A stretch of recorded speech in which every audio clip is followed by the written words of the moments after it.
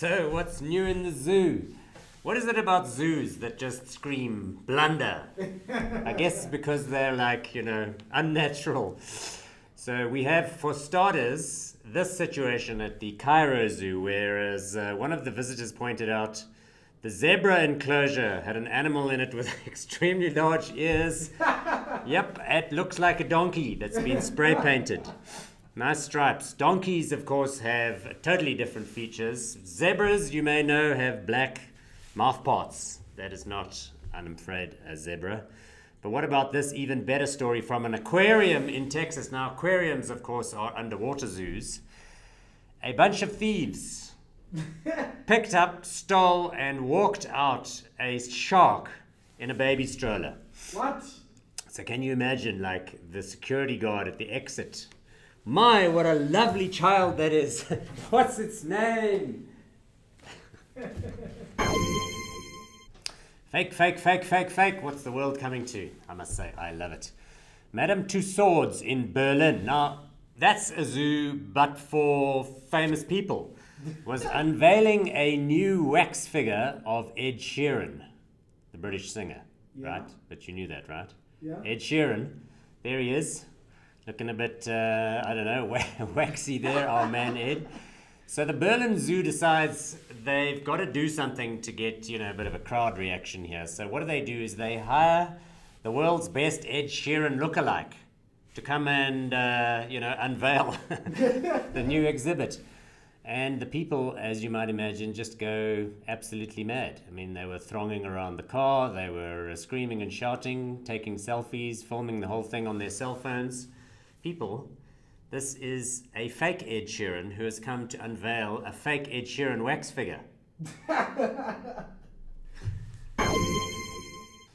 So the Sydney property market, Sydney, Australia.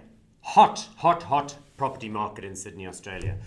It's understandable. You've got well-built houses, very limited land availability because of the ocean and so on and so forth. A beautiful city with magnificent infrastructure, mostly rich people, easy access to funding from banks for mortgages, extreme property regulations. You can't even basically turn around without bumping into some rule or another. All of that, of course, translates into fucking high prices. Yes, that's what you'd imagine. For example, a property just went on the market in Sydney this week for 1.8 million Aussie dollars. That's about, 17 or 18 million rands. But this property has an interesting story.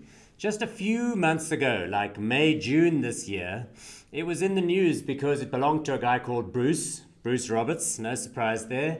He was a hoarder and he eventually died towards the end of 2017. When they came to clear the place out, they found that amongst other things, he had been hoarding a body which had been dead for 10 years. What? It was practically mummified. So they cleared the place out, including a whole lot of other shit, as you can imagine. They found that the dead man, whose name was Shane, this is the Bruce and Shane show, yes, had died under mysterious circumstances some years before. But no worries. The place has been cleaned up, given a lick of paint, on the market for 17 or 18 million rand. Thanks for coming. Sis. Finally, my friends, it's a brave new world we live in. I mean, this is 2018. We now know that there are non-binary things in the world. I mean, you can be a man, you can be a woman, you can be anything in between those two poles, you can be in transition. It's all good. It's all good.